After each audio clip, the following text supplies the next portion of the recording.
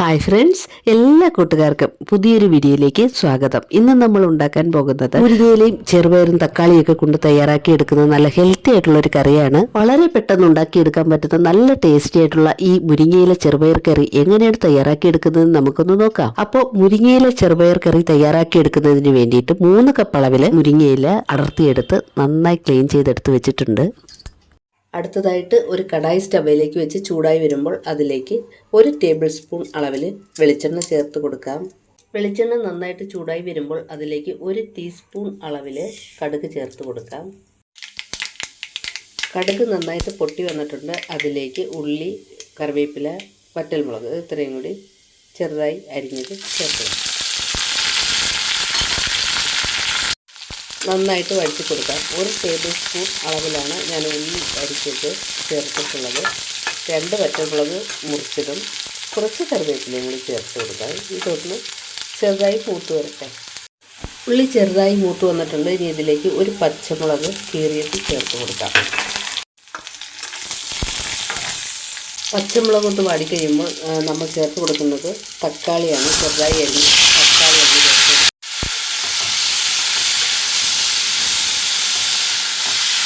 1/2 cup അളവിൽ തക്കാളി അരിഞ്ഞത് ചേർത്ത് കൊടുത്തിട്ടുണ്ട്. 2 മിനിറ്റ് സമയം മീഡിയം ഫ്ലെയിമിലിട്ട് ഈ തക്കാളി ഒന്ന് വേവിച്ചെടുക്കണം. അടച്ചു വെച്ച് നമുക്കിത് വേവിച്ചെടുക്കാം.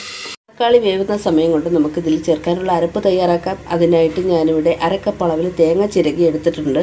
ഇതിലേക്ക് 3-4 വെളുത്തുള്ളി അല്ലി കീറിയത് ചേർത്ത് കൊടുക്കാം. 1/2 ടീസ്പൂൺ അളവിൽ ജീരകം ചേർത്ത് കൊടുക്കാം. 1/4 ടീസ്പൂൺ അളവിൽ മഞ്ഞൾപ്പൊടിയും കൂടി ചേർത്ത് കൊടുക്കാം. ചെറിയ ഉള്ളി 3 കൂടി ചേർത്ത് കൊടുക്കാം. കുറച്ച് കറിവേപ്പിലയും കൂടി ചേർത്ത് ഇത് മിക്സിയുടെ ചെറിയ ജാറിലിട്ട് നല്ലതുപോലെ ഒന്ന് അരച്ചെടുക്കണം. അരയ്ക്കുന്നതിന് മുന്നേ നമുക്ക് തക്കാളി വെന്തോന്നൊന്ന് നോക്കാം. തക്കാളിയൊക്കെ നല്ലതുപോലെ വെന്ത് വന്നിട്ടുണ്ട്. ഇനി ഇതിലേക്ക് നമ്മൾ നേരത്തെ ക്ലീൻ ചെയ്ത് വെച്ചിരുന്ന ആ മുരിങ്ങയില ചേർത്ത് കൊടുക്കാം. മുരിങ്ങയില ചേർത്ത് കൊടുക്കുകയാണ്. ഇനി ഇത് നല്ലതുപോലെ ഒന്ന് ഇളക്കി നമുക്ക് മൂടി വെച്ച് വേവിച്ചെടുക്കാം. മുരിങ്ങയില പെട്ടെന്ന് വെന്ത് കിട്ടുന്നതാണ്. മീഡിയം ഫ്ലെയിമിലിട്ടിട്ട് നമുക്കിതൊന്ന് അടച്ചു വെച്ച് വേവിച്ചെടുക്കാം. 1 മിനിറ്റ് സമയം മതിയാകും. ഇനി നമുക്ക് മിക്സിയുടെ ചെറിയ ജാറിലിട്ട് ആ തേങ്ങാക്കൂട്ടൊന്ന് അരച്ചെടുക്കാം. ആവശ്യത്തിനുള്ള വെള്ളം കൂടി ചേർത്താണ് അരച്ചെടുക്കേണ്ടത്. ഇതാ ഇപ്പോൾ നോക്കൂ, നല്ല സ്മൂത്തായിട്ട് തന്നെ ഞാനിവിടെ അരച്ചെടുത്തിട്ടുണ്ട്. ഇനി ഇതിലേക്ക് 1 കപ്പ് അളവിൽ ചെറുപയർ ഞാൻ വേവിച്ചെടുത്തതാണ്. അത് ഈ തേങ്ങാക്കൂട്ടിലേക്ക് ചേർത്ത് കൊടുക്കാം. ഇനി ഇതൊന്ന് ചെറുതായിട്ടൊന്ന് ചതച്ചെടുക്കണം. ഒരുപാടങ്ങ് അരഞ്ഞു പോകരുത്. കുറച്ച് വെള്ളം കൂടി ഒഴിച്ച് നമുക്കിതൊന്ന് ചതച്ചെടുക്കാം.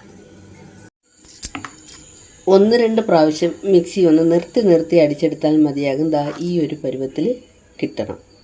ഒരുപാടങ്ങ് അരഞ്ഞു പോയിട്ടില്ല. ഈ സമയം കൊണ്ട് നമ്മുടെ മുരിങ്ങയില വെന്ത് കാണും. തുറന്ന് നോക്കാം. മുരിങ്ങയിലേക്ക് നല്ലതുപോലെ വെന്ത് വന്നിട്ടുണ്ട്. വെള്ളമൊക്കെ വറ്റി. ഇനി നമുക്കിതിലേക്ക് നേരത്തെ തയ്യാറാക്കിയ ആ അരപ്പ് ചേർത്ത് കൊടുക്കാം. മിക്സിയുടെ ജാറിൽ കുറച്ച് വെള്ളം കൂടി ചേർത്ത് കലക്കി ഇതിലേക്ക് ഒഴിച്ചു കൊടുക്കാം. ഇനി ഇതൊന്ന് ഇളക്കി കൊടുക്കാം. വെള്ളം ആവശ്യമുണ്ടെങ്കിൽ ചേർത്താൽ മതി. നമ്മൾ ഈ കറിക്ക് ഇതുവരെ ഉപ്പൊന്നും ചേർത്തില്ലായിരുന്നു. ഇപ്പോൾ ആവശ്യത്തിനുള്ള ഉപ്പ് ചേർത്ത് കൊടുക്കാം. നന്നായിട്ടൊന്ന് ഇളക്കി യോജിപ്പിച്ച് കൊടുക്കാം. ചെറുപയർ ചേർത്തത് കൊണ്ട് തന്നെ ഈ കറി തണുക്കുമ്പോൾ കുറുകിപ്പോകാൻ സാധ്യതയുണ്ട്. അതുകൊണ്ട് കുറച്ച് വെള്ളം കൂടി ഞാൻ ചേർത്ത് കൊടുക്കുകയാണ്.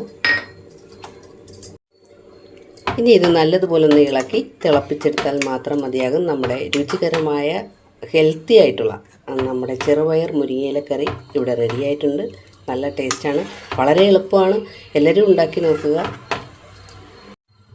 മുരിങ്ങയില കൊണ്ട് തയ്യാറാക്കിയ വിഭവങ്ങളുടെ വീഡിയോ ഞാൻ ഇതിനു മുമ്പും അപ്ലോഡ് ചെയ്തിട്ടുണ്ടായിരുന്നു. അപ്പോൾ അത് കാണാത്തവർക്കായിട്ട് വീഡിയോയുടെ ലിങ്ക് ഇതിൻ്റെ താഴെ ഡിസ്ക്രിപ്ഷനിൽ കൊടുത്തേക്കാം കേട്ടോ. കാണാത്തവരൊന്ന് കണ്ടു നോക്കണേ. കറി തിളച്ച് വന്നിട്ടുണ്ട്. ഇനി നമുക്ക് സ്റ്റൗ ഓഫ് ചെയ്യാം. തക്കാളിയുടെ പുളിയും പച്ചമുളകിൻ്റെ എരിയൊക്കെ ആയിട്ട് നല്ല ടേസ്റ്റി ആയിട്ടുള്ള കറിയാണിത്. അപ്പോൾ വീഡിയോ ഇഷ്ടമായെങ്കിൽ ഷെയർ ചെയ്ത് നിങ്ങളുടെ വിലയേറിയ അഭിപ്രായം കമൻറ്റ് ചെയ്യാൻ മറന്നു പോകരുത്. സബ്സ്ക്രൈബ് ചെയ്യാതെ കാണുന്ന കൂട്ടുകാരാരെങ്കിലും ഉണ്ടെങ്കിൽ സബ്സ്ക്രൈബ് ചെയ്ത് സപ്പോർട്ട് ചെയ്യാനും മറക്കരുത്. Thanks for watching.